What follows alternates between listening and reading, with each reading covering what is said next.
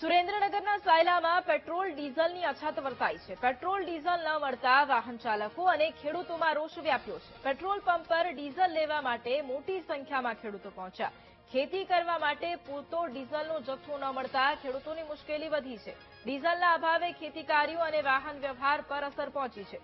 ક્વારી ઉદ્યોગમાં પૂરતો ડીઝલ ન મળતા ટ્રાન્સપોર્ટના ધંધામાં પણ અત્યારે અવરોધ ઉભો થયો છે।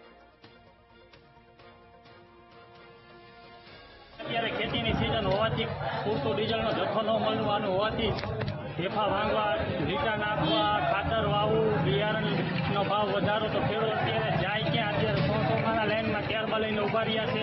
તો એ માટે ખેડૂતને બહુ કઠિન હાલત છે અને ડીઝલનો પૂરતો જથ્થો નથી મળતો એટલે ખેડૂતને 2-2 કલાક, 3-3 કલાક અને 2-2 દિવસે ડીઝલ આવતું નથી અને મળતું નથી એટલે ખેડૂત સિઝન માટે શું ધ્યાનમાં રાખીને ખેતી કરી શકે એનો કંઈ ખબર પડતી નથી। તમારી વાત ચોમાસાની સિઝન છે તો ચોમાસા માટે ખેડૂતને ડીઝલ પેટ્રોલ લેવા માટે શું કરવું પડે એની માટે સરકાર કંઈક વિચારે તો સારું છે। તો ડીઝલ પૂરતું મળતું નથી, 2-3 દિવસથી લાઈનો ઉભા રહી તો ડીઝલ મળતું નથી।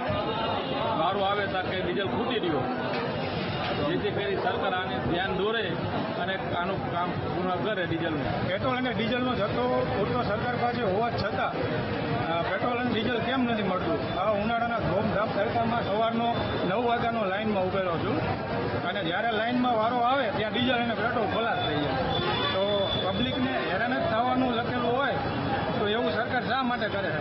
સરકારને પૂરો જથ્થો આપવા મારી નમ્ર વિનંતી છે।